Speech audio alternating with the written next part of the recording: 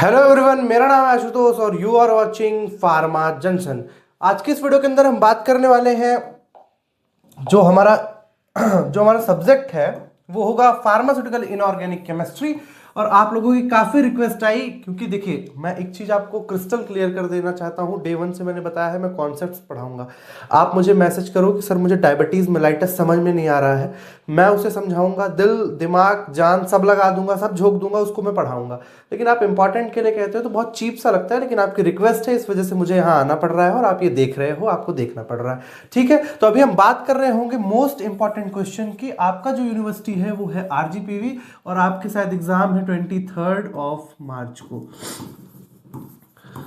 आपका प्रीवियस वाला एग्जाम जो था वो फार्मास्यूटिक्स का था, कैसा गया आप ये मेरे को आप एक बार कमेंट में बताओ, क्योंकि मुझे भी एक पुश मिलता है कि जो मैंने पढ़ाया वो आया। क्योंकि खैर मैंने जो मैच किया बहुत सारे क्वेश्चन एज इट इज जो मैंने इंपॉर्टेंट बताए थे, जो मैंने कॉन्सेप्ट पढ़ाए थे एज इट इज आपके आरजीपीवी एग्जाम में आए हैं। अब आप कैसा लिखे कैसा क्या, आप उसके लिए आपका कमेंट सेक्शन खुला है। बिना किसी देर के वीडियो को करते हैं शुरू। आपको पता है आरजीपीवी पेपर कैसे बनाती है, आपने ऑलमोस्ट पेपर देख लिए हैं। आगे बढ़ते हैं तो यूनिट फर्स्ट पे बात करते हैं कि यूनिट फर्स्ट से कौन कौन से इंपॉर्टेंट क्वेश्चन आने के चांसेस बन जाते हैं। ये वीडियो उन बच्चों के लिए भी इंपॉर्टेंट हो सकती है जो लास्ट में, देखो एक चीज तो अब मैं इसको पहले क्लियर पेज पे बता देता हूँ यूनिट फर्स्ट शुरू करने से पहले, इससे आपको पुश मिलेगा। अगर बेटा आपको ये लग रहा है, आपके दिमाग में है कि सर केमिस्ट्री कठिन है, ठीक है सर, हमसे तो जो और बच्चे हमारे साथ पेपर देंगे उनसे बहुत आता है, उनके कॉन्सेप्ट जो केमिस्ट्री है उनकी कॉन्सेप्ट केमिस्ट्री में बहुत अच्छे हैं, ठीक है। अगर क्वेश्चन में आता है आपके इंस्टा का पासवर्ड, अब पासवर्ड है आशुतोष 2020, ठीक है, ये पासवर्ड है, ये हर बुक में 10 बुक में यही पासवर्ड मेरा लिखा हुआ है। कौन मतलब मैं एग्जांपल बताने की कोशिश कर रहा हूं। आपको कॉन्सेप्ट नहीं मालूम है, आपकी केमिस्ट्री है वीक, आप इंस्टा का चलाना कम जानते हो, कोई 20 साल से इंस्टा चला रहा है, पासवर्ड तो सेम यही लिखेगा ना वो बेटा, पासवर्ड यही लिखेगा, आप भी सेम लिखोगे वो भी सेम लगेगा। इसमें कोई रॉकेट साइंस तो है नहीं ना कि आप क्या क्या लिखोगे। हो सकता है उसको हैक करना आता हो, लेकिन पासवर्ड की अगर बात आएगी तो पासवर्ड यही है।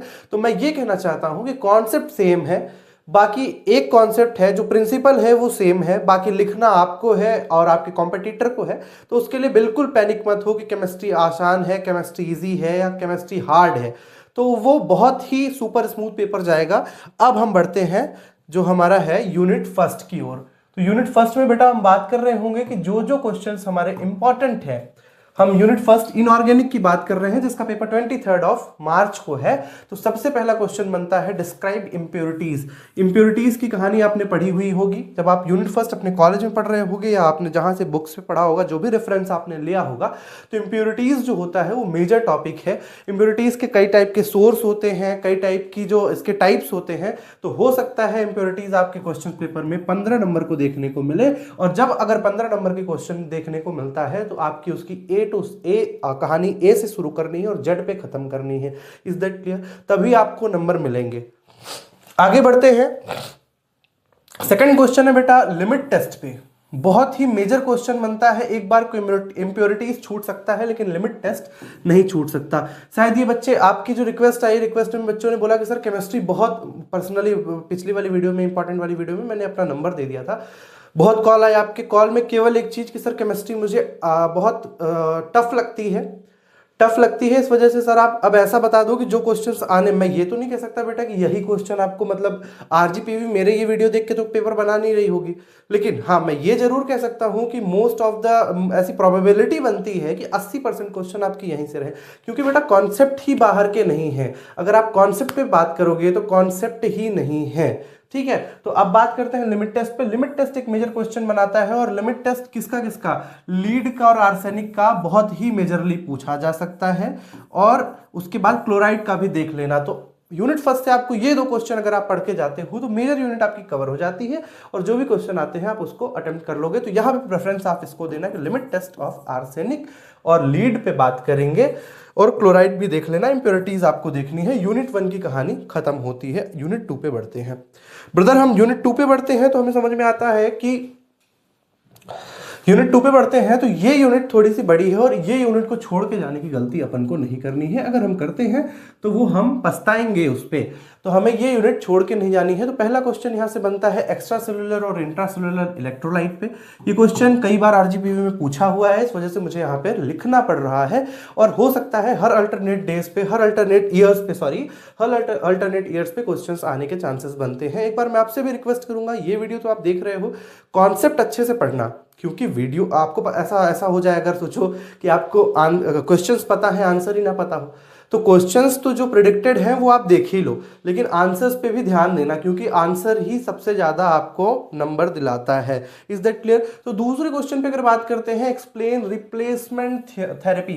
रिप्लेसमेंट थेरेपी पे बात करेंगे और इसकी जो इलेक्ट्रोलाइट यूज होते हैं उस पे भी क्वेश्चन एक बार एज इट इज क्वेश्चन आया हुआ है।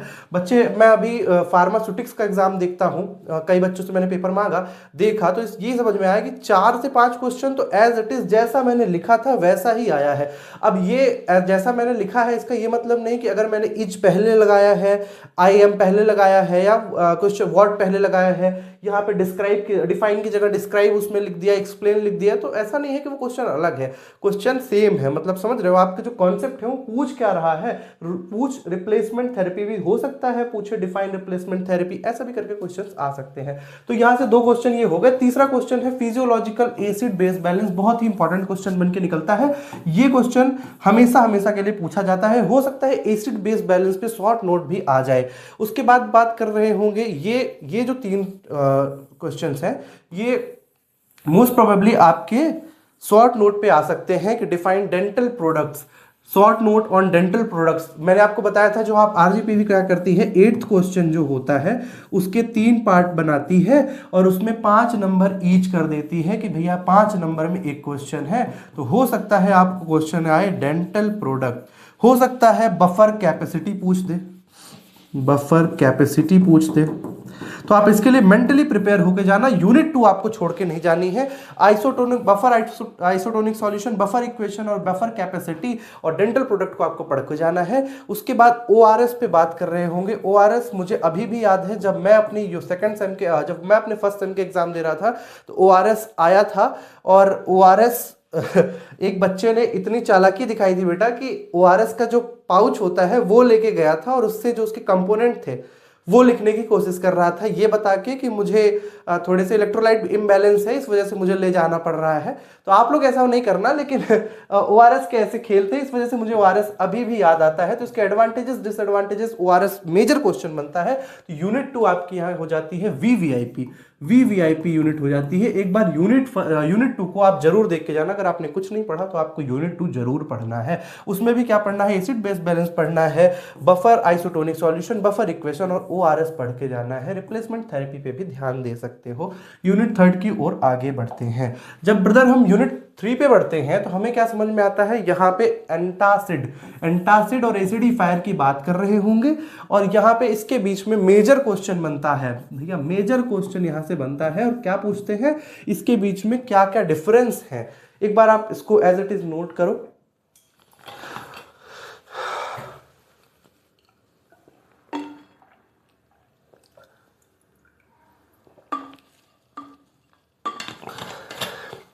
मैंने बताया कि अपन को सब्जेक्ट से नहीं डरना है, अपन को कॉन्सेप्ट रटने हैं, अपन को कॉन्सेप्ट समझना है। जब हम कॉन्सेप्ट समझ लेंगे तो हमें सब्जेक्ट भी आसान लगेगा, कॉन्सेप्ट भी आसान लगेगा, इवन आप पढ़ा भी सकते हो। ठीक है, तो अगर हम बात करें कि यहाँ पे मैंने क्या बोला, डिफरेंस पूछेगा और उसके बाद अगला क्वेश्चन निकल के आता है एंटासिड क्या होते हैं, एंटासिड क्या होते हैं और उसकी आइडियल कैरेक्टरिस्टिक्स क्या होती हैं या प्रॉपर्टीज क्या होती हैं। हो सकता है वर्ड्स डिफर करे, हो सकता है वर्ड्स डिफर करे, लेकिन यहाँ पे क्वेश्चंस यही बन के आते हैं। ये बात 100 की 100% सही कह रहा हूं, मुझ पे भरोसा कर लो, मैं ये कह रहा हूं।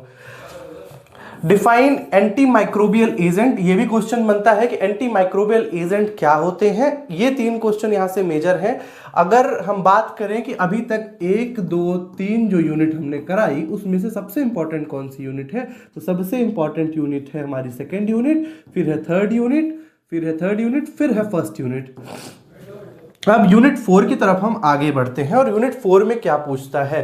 तो यहाँ पे कुछ बहुत ही छोटे छोटे क्वेश्चंस हैं और जो यहाँ पे मेजर क्वेश्चन बन के आता है,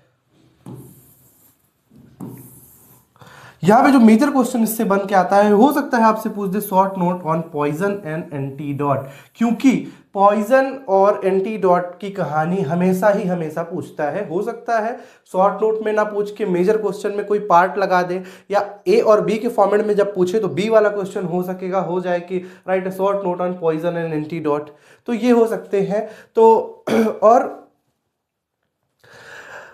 ये 3 क्वेश्चन जो है वो आपके यूनिट 4 से रहने वाले हैं।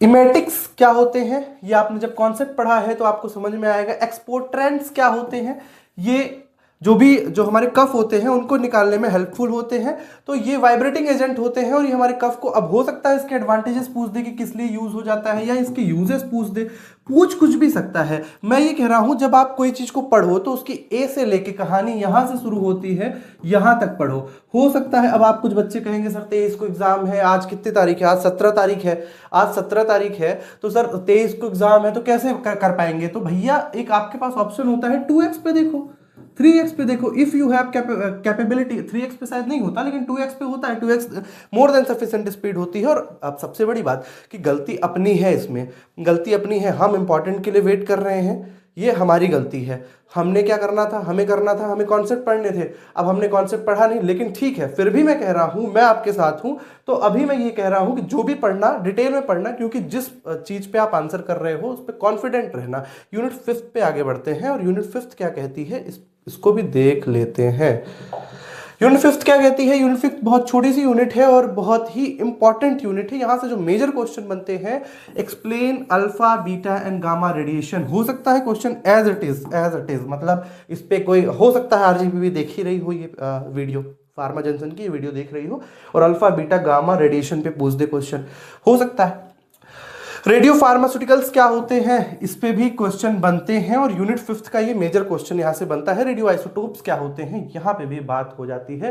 तो अगर मैं बात करूं बेटा कि 1 2 3 4 5 की, तो सेकंड यूनिट पढ़नी है, थर्ड यूनिट पढ़नी है और फोर्थ यूनिट पढ़ लोगे तो आप पास तो हो जाओगे। लेकिन अगर आपको टॉप करना है तो फिर इसको भी पढ़ के और यहाँ पे टॉप कर जाओगे आप। ठीक है, यहां तक वीडियो हो जाती है समाप्त। पहले से 5वीं यूनिट मैंने कवर कर ली है। लास्ट में मैंने लिखा है थैंक यू सो मच और ऑल द वेरी बेस्ट। मैं बहुत दिल से चाहता हूं आपका एग्जाम बहुत अच्छा जाए, क्योंकि जब 10 से 1 आप एग्जाम दे रहे होते हो तो मैं भी दिल दिमाग थाम के बैठता हूं कि ऐसा लगता है कि अभी बच्चा पेपर दे रहा होगा, जो चीज़ें मैंने पढ़ाई हैं उसका पेपर वो लिख रहा होगा। मतलब वो इम्तिहान की घड़ी होती है जब आपके पेन चल रहे होते हैं। पैनिक नहीं करना, जो क्वेश्चन आपसे सबसे अच्छा बने उसको पहले नंबर पे लिखना। कोशिश करना है कि अगर फर्स्ट का ए लिख दिया है तो फर्स्ट का बी वहीं लिख के आओ, अलग से नहीं लिख के आना है। फिर सेकंड का शुरू करो। तो कोशिश करना कि बहुत नीट एंड क्लीन कॉपी करके आओ। बाकी एक चीज आप जान लो, यूनिवर्स आपको जिताने में लगी हुई है, आप बस जीतने की तैयारी कर रहे हो। और यूनिवर्स, लिटरली यूनिवर्स आपको जीतने की तैयारी कर रही है। यूनिवर्स आपको जीतता हुआ देखना चाह रही है। ये है मेरा इंस्टाग्राम प्रोफाइल, ये आशुतोष @आशुतोष_70, ये मेरी पर्सनल आईडी है। और दूसरी ये चैनल की आईडी है pharmajunction.ig। इन दोनों जगह आप मुझको रीच कर सकते हो। दोनों ही इंस्टाग्राम प्रोफाइल है, इसको दोनों ही मैं ही देखता हूं, दोनों जगह आप मुझको रीच कर सकते हो। तो तब तक के लिए बहुत बहुत धन्यवाद। बहुत अच्छे से पेपर दीजिएगा और बहुत अच्छे से पढ़िए।